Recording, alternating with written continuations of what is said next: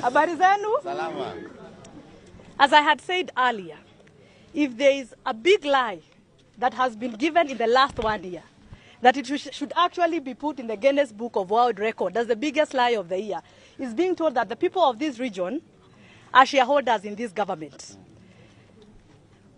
People of this region cannot be shareholders in this government, and the money that was allocated to their projects by the previous administration has been taken away and redirected to other projects elsewhere, as if they are children of a lesser God and they do not deserve those projects. Also, money men, we have seen issues of water, our roads that were ongoing and money had already been allocated is no longer there. Those roads are not, the continuation, the construction has halted. So we are asking, where is our money and why is it being taken elsewhere if indeed we are shareholders? And when our MPs try to talk about it and to voice our concerns, they are given a phone call and they are told do not talk about that matter. When our ministers try to address these issues within ministers from this region, when they try to address those issues from within their dockets, they are wanangolewa, wanapelekwa wizara zingine ndio waache kuongea hiyo maneno. Na ndio waogope na iwe onyo kwao na kwa wengine mambo ya Mount Kenya wasiongele. We are saying that is not our house. We have been taking comfort in someone else's house and saying we belong there. We have to build our own house where we can voice our concerns, where we will not be intimidated, where we will not be told that someone is holding a sword, ready to deal with us if we start asking questions. So I'm asking our people from this region, so that our leaders in parliament can have a voice. We need to build our own house called Jubilee, where if they are chased away from the other side, or they are intimidated, they will have a place to call home. Jubilee is our liberation party. That is the party that is going to liberate us from this oppression. We cannot be staying in the oppressor's house and saying, hiyo ni nyumba yetu, tuko na shareholding. From now moving on, we have to start a new movement where we go build our party Jubilee, and then from there start raising our voices, start challenging our MPs, our ministers to talk without fearing. We are not, I've said, we are not children of a lesser God.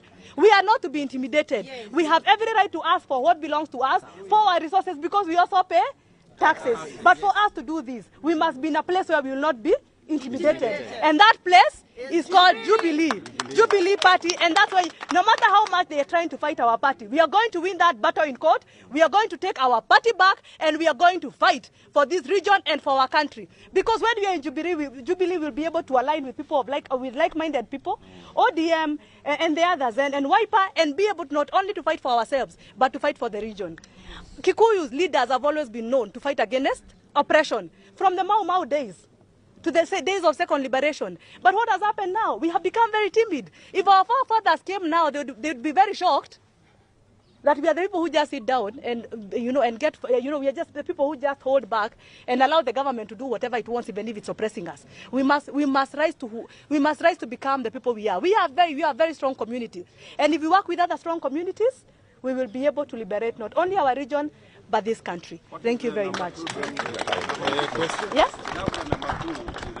What is he doing? The number two in the government. The number two in government is the one who is telling us that we are shareholders in that government, knowing that he's lying. If he is a shareholder himself, Rigathi Gachagua is a shareholder in government, and whoever else feels he's a shareholder because they have government appointments, that does not represent the rest of us. That is Rigathi Gachagua and his office. It does not represent Mount Kenya, because he never talks about Mount Kenya. People have been dying in Lamu, Kikuyus. People are being harassed in Eldoret.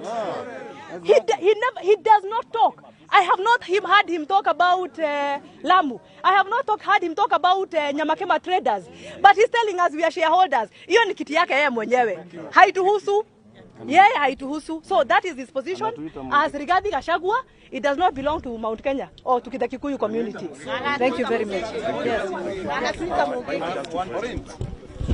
Yes.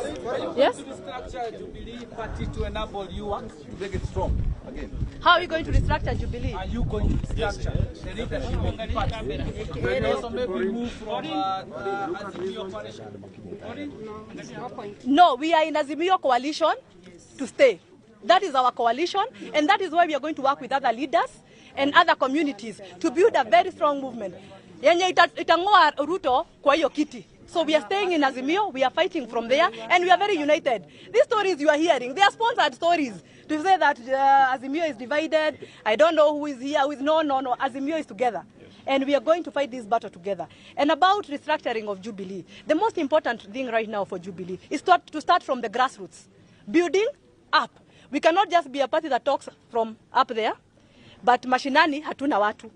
So as you've been seeing our Secretary General, Kioni, moving from one county to another, just trying to bring people together at the grassroots level. We are having, we are having leaders, young leaders, appointing young leaders to lead Jubilee in different counties. You saw him and our party chairman, David Murathe in Lamu, also defending our people. So we are building this party. We are restructuring, but from bottom, from the bottom as we build to a very high, to a very strong leadership at the top. Thank you very much. In the new onslaught, what role are we likely to see the former president play? Let him first speak and then I'll